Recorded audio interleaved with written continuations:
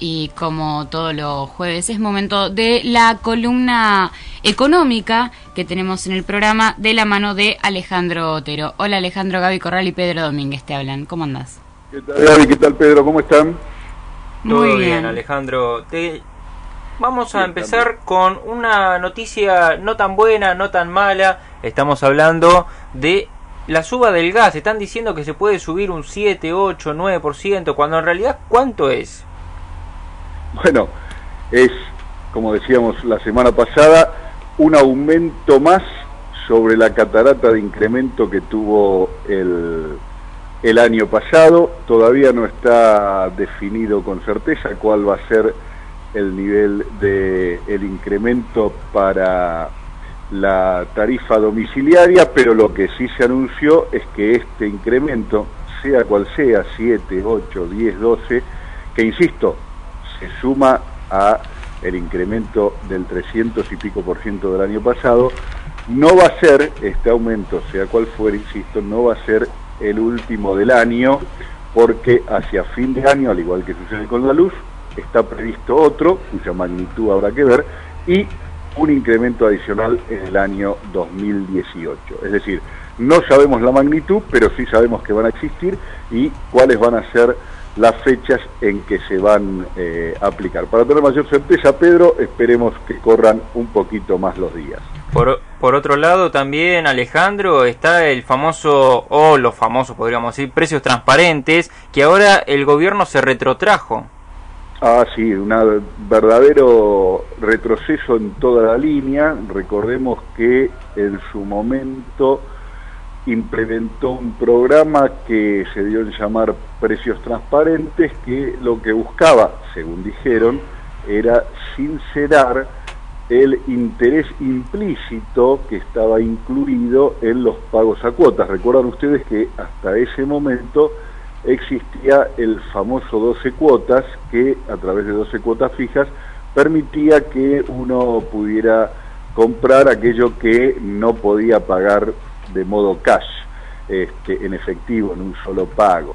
El único efecto práctico que tuvo ese anuncio, que fue presentado como un avance hacia transparentar el valor de las mercaderías, de los productos, y a su vez inducir a una baja de su precio, el único efecto práctico que tuvo fue eliminar el famoso 12 cuotas. A partir de ahí ya no hubo más la posibilidad de comprar en 12 cuotas fijas, y desde el punto de vista de la reducción de precios, en el mejor de los casos hubo algunas caídas de los precios contados muy marginales, pero no se registró ninguna caída masiva de precios, y muy por el contrario, se perjudicó la capacidad de compra, porque ya a gatas la gente podía comprar en 12 cuotas fijas. De ninguna manera pudo sustituir esa posibilidad por poder comprar en efectivo, donde tenía que hacer un solo pago, aquello que antes pagaba en 12 cuotas, y si el descuento era de 2-3%, no había diferencia en el valor final del bien, y entonces, si apenas lo podía pagar en cuota, mucho menos lo podía hacer en un solo pago de contado, y por lo tanto el consumo se deterioró. A la luz de todos estos resultados, la protesta generalizada del público, las quejas y los fastidios, entonces este programa está siendo retirado de escenas, en un retroceso en chancletas escandaloso, y vuelve la posibilidad de compra en cuotas fijas, en 3 y 6 pagos en principio. Es decir, se vuelve a retrotraer la situación a la condición previa a la implementación de este programa, que, insisto, fue un verdadero desastre.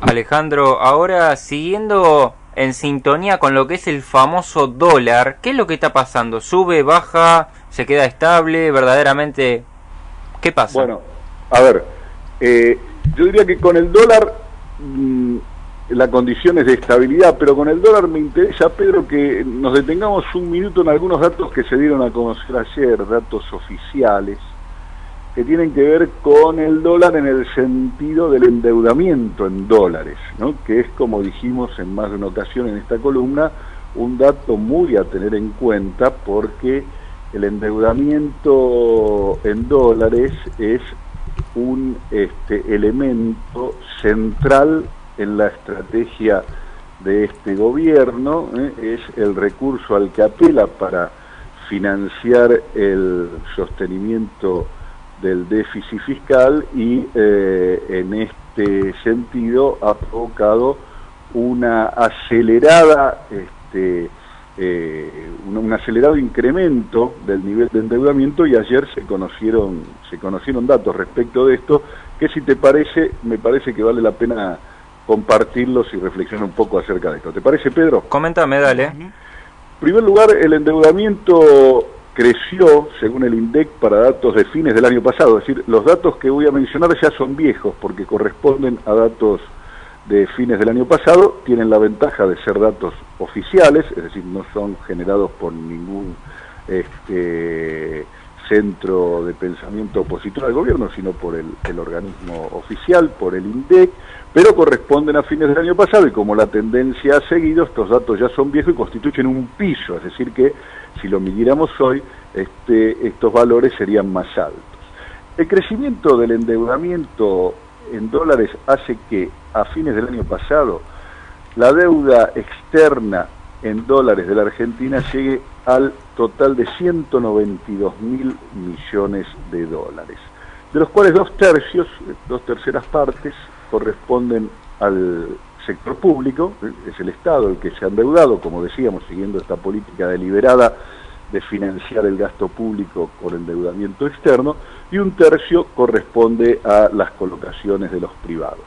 Pero si uno suma, Pedro, a este incremento significativo del endeudamiento en dólares que tuvo en tan solo un año el Estado argentino, el endeudamiento en pesos, que fue mucho más acelerado y mayor que el endeudamiento en dólares a través de dispositivos tales como el de las LEVACs, por ahí el más difundido, pero hay otros títulos que se han colocado y otras formas de endeudamiento intergubernamental, y lo convertimos ese endeudamiento en pesos a dólares, la deuda total en dólares por todo concepto, tanto endeudamiento externo e interno, llega a 265.000 millones de dólares.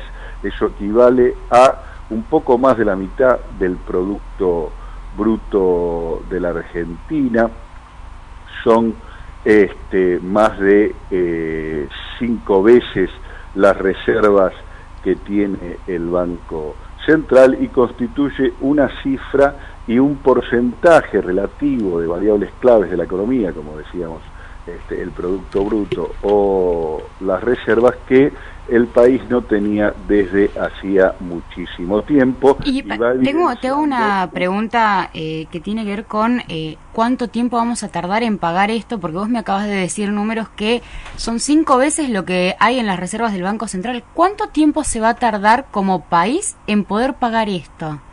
Bueno, eso es difícil de saber porque la deuda siempre se renegocia y los plazos se estiran, porque el negocio de los que prestan no es que la deuda se pague, sino que, es decir, no es que la deuda se termine de pagar, sino que se pague constantemente. Es decir, el negocio del que presta, el negocio del acreedor, es cobrar los intereses y la amortización de la deuda, si fuera posible, de por vida. Es decir, si la deuda se saldó en algún momento, bueno, se libera el deudor, pero si la deuda se saldó, el acreedor pierde su negocio. De manera que siempre el acreedor está dispuesto a refinanciar y continuar la deuda. Pero antes de conocer las consecuencias futuras, que sería de algún modo, como te digo, Gabriel, hacer futurología, me parecía importante ver las consecuencias presentes, lo que ya está pasando, no lo que va a pasar. El peso que esto tiene sobre la economía argentina hoy, no el que va a tener mañana, porque el que está teniendo hoy, y a eso me refería antes, es significativo, no solo porque estas medidas que te decía antes, la deuda contra las reservas o la deuda contra el producto, evidencian que el peso de la deuda para la economía se va haciendo cada vez más gravoso, sino que, por supuesto, compromete también, como vos intuías, la capacidad de repago. Pero hay otro indicador que es mucho más significativo respecto del impacto del presente, y es lo que sucede con la balanza de pagos. ¿Qué es la balanza de pagos? La balanza de pago mide, contabiliza las entradas y salidas en divisas del país por todo concepto. Hay una parte muy importante que es el saldo de la balanza comercial. ¿Qué es la balanza comercial? La balanza comercial es la diferencia que queda entre las exportaciones y las importaciones, es decir, lo que el país exporta versus lo que compra al exterior, es decir, las importaciones. El año pasado sucedió una cosa muy curiosa y muy interesante. El país, como todos sabemos, y los propios indicadores oficiales lo muestran, retrocedió. La economía no solo no creció, sino que se retrajo, se hizo más pequeña que el año anterior. Y sin embargo, las importaciones crecieron. ¿Sí? Esto es inédito en la historia de Argentina. En la Argentina las importaciones crecen cuando la economía crece. Pero este año la economía se retrajo y las importaciones igual crecieron. Aún así, las exportaciones fueron mayores, entonces el saldo de la balanza comercial fue positivo en unos 5.000 millones de dólares. Y eso uno diría, bueno, qué bueno, el intercambio con el exterior es favorable para la Argentina. Sí, pero ¿qué tipo de importaciones fueron? O sea, ¿para qué clase social? Eso también implica, porque pudo haber crecido y favorecido únicamente un sector. Por supuesto, Gabriel, podemos hacer un análisis largo sobre eso, pero no quiero ir a eso ahora, sino quiero ir a otra cosa. Que ese dato, aun cuando sea positivo y uno lo considere positivo, concediendo todo lo que vos decís, que se trate, mira, aun cuando uno dijera son importaciones necesarias y demás, que no lo fueron, ese saldo positivo se lo comen rápidamente todas las salidas que hubo de tipo financiero, porque el saldo final de la balanza de pagos fue negativo en 15.000 millones de dólares. ¿Por qué? Porque si bien hubo un saldo positivo por el intercambio de mercaderías, otros rubros, en particular los viajes al exterior, los pagos de intereses de la deuda y la repatriación de capitales, giro de utilidades, royalties y otros que giran las empresas a sus casas matrices, hicieron que el saldo negativo fuera de 15.000, es decir, se comió los 5.000 de saldo positivo del intercambio de mercaderías y además generó erogaciones que terminaron con un saldo negativo de 15.000 millones. Es decir, que las salidas financieras fueron de 20.000, se comieron 5.000 del saldo positivo y 15.000 quedó en un rojo en dólares que se cubre ¿con qué? Con más endeudamiento y agrava los números que mencionábamos anteriormente. Los incrementos por viajes al exterior, que sabemos que la nuestra es una población que en un grupo de 2, 3, 4 millones de personas, un 10% como mucho de la población es muy sensible a los cambios del tipo de cambio y rápidamente prefiere ahorrar y viajar al exterior, crecieron 75% respecto de lo que fue el año anterior. Los intereses de la deuda, producto del efecto Trump, que la hace más gravosa, crecieron notablemente respecto del año anterior y lo mismo pasa con el giro de utilidades y demás. Es decir que por este camino se agravan las condiciones que van vía el déficit fiscal y vía el déficit externo, alimentando el crecimiento de la deuda y generando esa bomba, esa verdadera bomba que la gente no percibe, porque la gente percibe si su consumo mejora o empeora, si tiene más trabajo o menos trabajo, pero no percibe el endeudamiento hasta que es tarde, explota y se descarga con toda su fuerza sobre el Estado argentino. Lo que veníamos diciendo entonces, para cerrar, en columnas anteriores, ahora es visible para todos en los datos oficiales. Eso sí, diría yo, son precios transparentes y más que transparentes, son preocupantes. Alejandro, te agradecemos por los minutos que nos has propiciado de información completa en torno a la economía y esperemos el jueves próximo con más detalle, ¿no? Cuando ustedes quieran, nos vemos. Bueno, muchísimas gracias. Bueno, le decimos a todos los oyentes que estábamos hablando con el columnista económico Alejandro Otero, que nos contó un poco de todo lo que estaba sucediendo en plano regional y también plano nacional.